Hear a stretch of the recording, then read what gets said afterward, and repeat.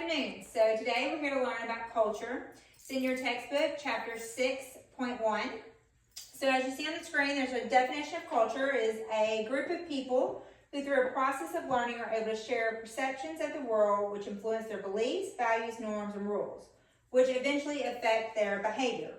Now, culture has a wide range of different meanings to a lot of people, but for example, let's say you move to or go to a new country, or if even within your own state, you can find different mini cultures. Within America, you're going to find different cultures. For example, let's say that you go to Louisiana, specifically even New Orleans. You're going to find different languages, different rituals. Even Texas, where you live, you're going to find a difference between the North and South with cowboys and different dress and stuff as that. Can you tell me a different food type, since we're talking about Texas and Louisiana? What would you find different as far as the food in Texas and Louisiana, especially Southeast Texas, versus anywhere else in the country? Southern fried for Texas and Cajun for Louisiana. Yeah. Okay, so Cajun would be maybe like gumbo. Mm-hmm. You pretty much wouldn't find gumbo in the different other states, or it'd be very hard to find gumbo. Mm-hmm. So that is an example of kind of differences, the food we eat, the cultures we live in determine what we dress like, what we eat, what we say, how we say it, and even sometimes the languages we speak. Next up, we're going to learn about cultures learned versus ingrained. Kind of like what I was just talking about, different states, different countries, you're going to have different ways of life that influence the culture that you're in. For example, Kenya believes that two people lowered to the earth on a cloud by God. Okay? But Babylon and Samaria, the gods slaughtered another god called Wela, and out of his blood and clay, they formed humans. Now, if you go to the Aboriginal tribes in Australia, they believe that humans are just the descendants of gods. Can you tell me what the Jewish and Christian believe? Hint, maybe, the Bible? Anyone? Wow. What is the belief with Christianity and in the Jewish? That God created man and the universe. Okay, so how does he say man got here? What does that culture believe? Adam and Eve, two people he created.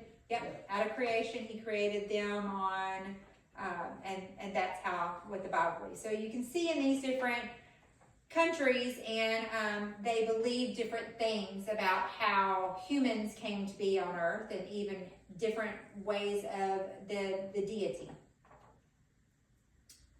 The culture we are raised in will teach us our beliefs, values, norms, and rules, such as those were kind of beliefs about how mankind were formed. Now, beliefs are their assumptions and convictions held by an individual group or culture about the truth of existence of something. For example, would be the belief in good luck charms or superstitions depending on the culture. So things like the Irish with, the four-leaf clover? Mm-hmm. Or you will see in the Christian belief, you'll see crosses. Those are examples of different types of cultural beliefs of good luck charms, I guess you can say. Now, values are a little bit different. They are important and lasting principles and standards held by culture about desirable and appropriate courses of actions and outcomes. So, for example, you'll see on the screen, there are cooperative versus competitive. So in cooperative cultures, they value cooperation, nurturing family, while competitive cultures value speaking up when you feel left out. So if you live in a cooperative culture, you're going to see more of that family atmosphere of maybe different families living together, taking care of their elderly, such as that. In a competitive values, you're going to see more of that hierarchy. As high as you can get, it's everyone out for their own, that type of thing. Next up, when we were reading, you saw that norms are an informal guidelines about what is acceptable or proper social behaviors within specific cultures. There's an example down on the bottom of the screen that says, an example is funeral clothing and attitudes are expected to be solemn and not bright and cheerful. So when you go to a funeral, you're not going to dress in red and stand out. You're going to, most of the time in almost every culture, you're going to find more of a solemn feel at a funeral than you are going to feel like you need to stand out. Another norm, can y'all think of another norm within a culture of social behavior within, let's say where we live in Texas, what would be a norm?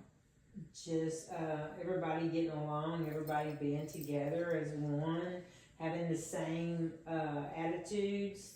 I think that's joyful. I think that's our culture. I think a norm might be that you're dressed when you go to church. Yeah. On Sundays, you're going to make sure that you're in your Sunday best, is what they would call it. That's Yes. a norm. If you show up in your work clothes, some might look at you a little bit funny. Right. Now, rules, on the other hand, rules are a little bit different. They are explicit guidelines, generally written down. So they're almost like laws that govern the area that are proper for social behavior within the culture. So, example, in cultures, a woman must keep their heads covered. So, a lot of countries wear head coverings totally, but yet you'll find, like in Australia, you can wear a head covering, but you can't wear a full face covering. They've got that written in law. So that's your difference when you go to one country to another. So if we as Americans were to show up and we can actually go to a country and think this is our norm, but if our head isn't covered as a woman, then we may actually be breaking the actual law. So that is a rule versus what a norm is. Norm is wear your Sunday best. Rule is almost a law that you're going to have to do this or you can be punished. Now, there are also, we've kind of talked about a little bit, co-cultures like religion, economic, social, religious, ethnic, and other culture groups that exert influence in society. Now, you'll see down here, these are two examples of Buddhism is one of those co-cultures.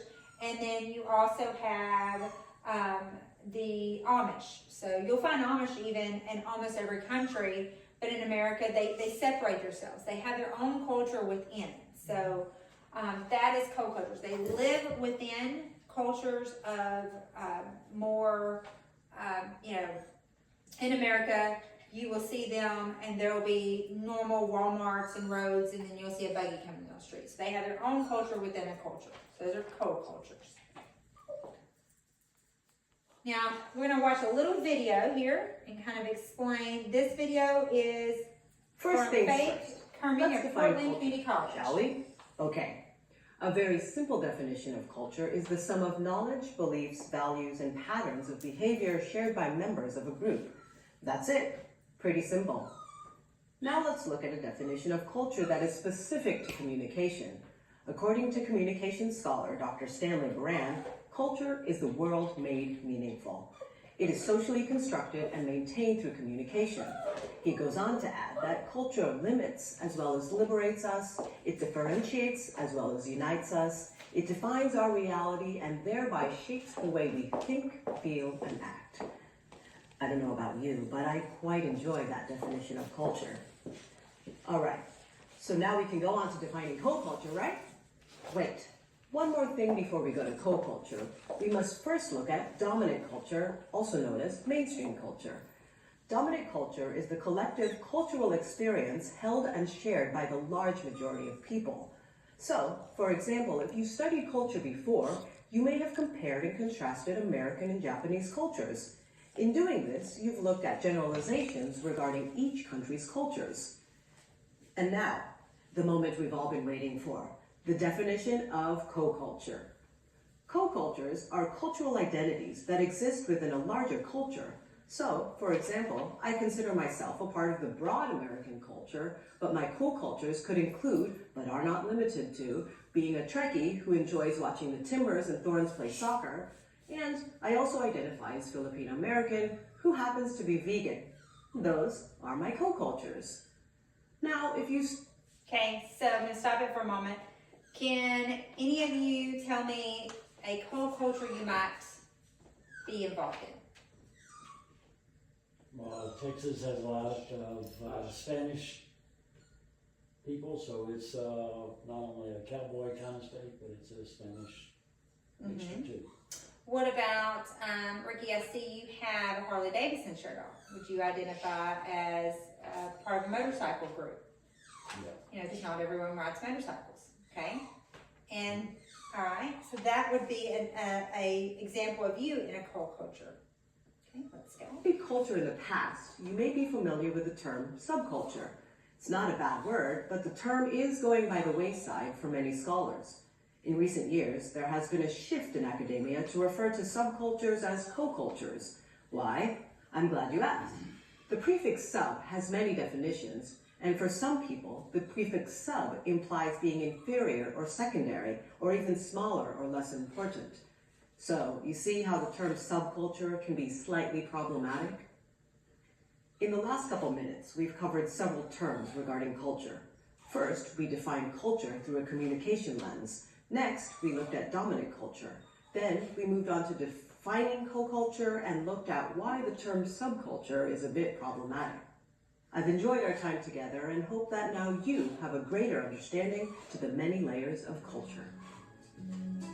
Okay, so instead of subculture, we're going to talk about microcultures. So sometimes you have a local culture that refers to a pattern of behaviors influenced by cultural beliefs, values, norms, and rules based on a specific locale or location within an organization. So an example might be a college dorm. You'll find in your textbook. A college dorm, you start, you have different, maybe you have a green dorm versus a red dorm. So people in the red dorm are gonna wear red all the time and they're gonna kind of promote their beliefs, and then you're gonna have the green dorm. It's kind of gets almost like a competition between the two of them. But that is kind of an example. And then also a really big example here that you'll see on the screen is working in Walt Disney World. So in a Walt Disney World, it's not just a job. You actually become an actor and you're on a stage. So, but they don't call your job, you don't call it a job, you're a cast member. So the moment you walk into Disney World and you work there, you are part of a whole little world that revolves around. So that is kind of a cool thing about Disney World and a perfect example of a microculture. You can also have that in different jobs that you work in. You know, you might work at a law firm and you find that you talk about the same things, you do the same things, you become the same schedule. So you almost develop your own culture within there. So I've got a little homework. Some of this I've already done, and I'm going to give you guys here. It is, what is your dominant culture? 2, list at least 2 subcultures you belong to. 3, list at least 1 microculture you belong to. And 4, give me an example of 2 states with different cultural norms and rules. So if you were paying attention during the class, we've actually covered all 4 of these, and these should be easy for you. I'd like you to maybe try to think of some different things. Maybe Ricky, instead of microculture, instead of subculture, you don't put the motorcycle club. You think of something else. I'm sure you belong, lots of people belong to different cultures that they don't even realize. So give me examples of that, and we'll come back next time and see how it goes. Thanks for joining us today.